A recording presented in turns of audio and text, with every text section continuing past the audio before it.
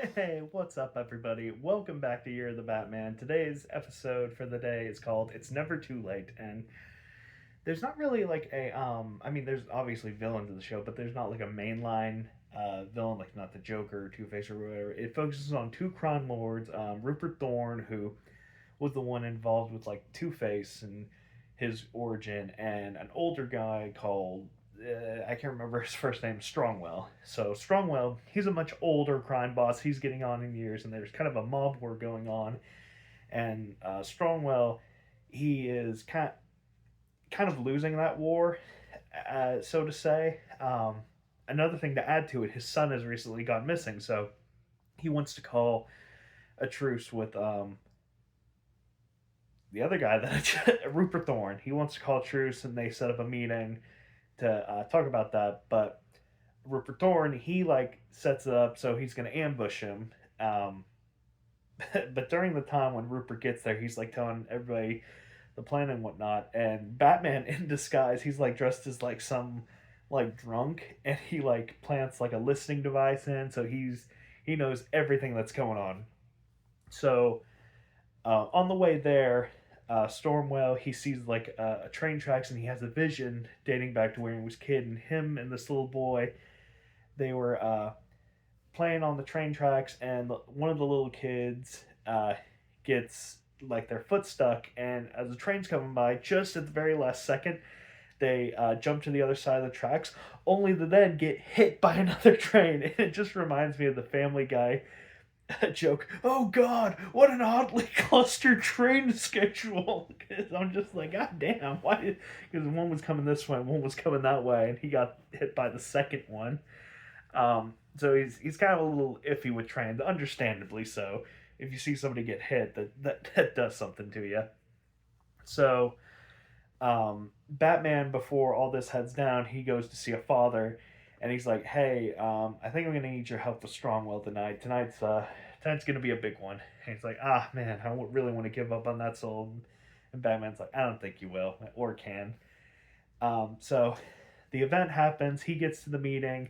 Turns out, surprise, surprise, it's a trap. So Rupert Thorne, he leaves a bomb to take care of Strongwell once and for all. But right beforehand, Batman, of course, does rescue him. And during the rescue, Batman takes him to the old train yard, takes him to all his organizations to be like, hey, you're kind of a really shitty person, and the things you do really hurt people. And then he takes him to a drug rehabilitation center where his son was being treated, because that's where he ended up. He wasn't really missing, he was just seeking help because of the drugs that Strongwell peddles affected his son to the point of needing that kind of help. And his, I guess, divorced wife was there, taking care of the son, saying how much of a failure he has been as a father to him. And Batman's like, "Hey, can you fucking knock it off, dude? Like, you're actively killing your son, and all you have is an empire of misery." So he's like, all right, I'll we can go back to our or my hideout, and I can give you the records to sort all this out. So they go back to his place, and turns out he gives Batman a dummy file, and he points a gun on him. He's like, "Yeah, I'm not giving up all this. You're just a dick." And Batman's like, "Oh man, dude, come on." And at that time, um, Rupert Thorne, him and his gang show up, and they like tear gas the place, and Batman once again has to save his life. And Stromwell, he escapes back to the train yard, which I don't know. This is just a huge ass coincidence. This is what I'm kind of mad at.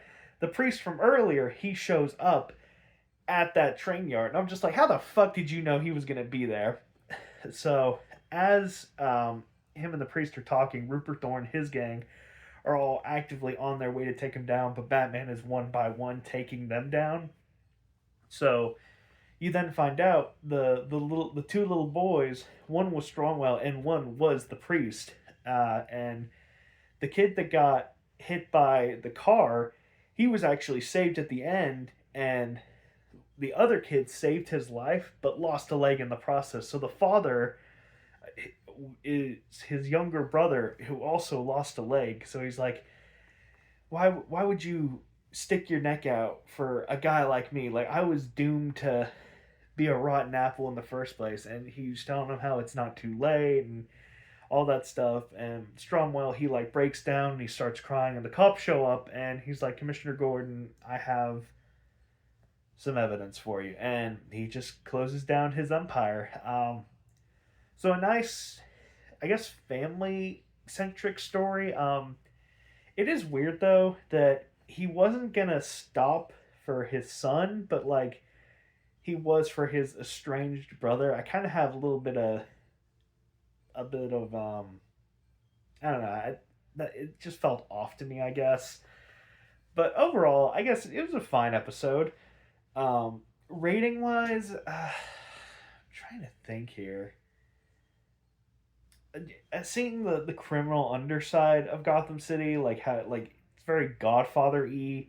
Like it's not just like psychopaths in mass. It's like actual full hardened criminals that peddle drugs and have these like gambling things and so on and so forth. Like it's not even just like fictional corruption. It's like straight up regular corruption is what I'm saying. But that being said, it seemed like he didn't give up when he should have, and then he gave up way too easy at the end. Like he turned his ways.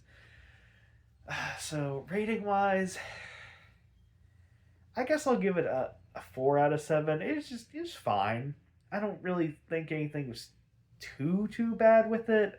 The coincidence of them running into the train yard, that was wild.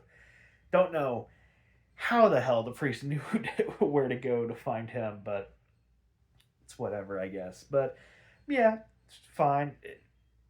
Yeah,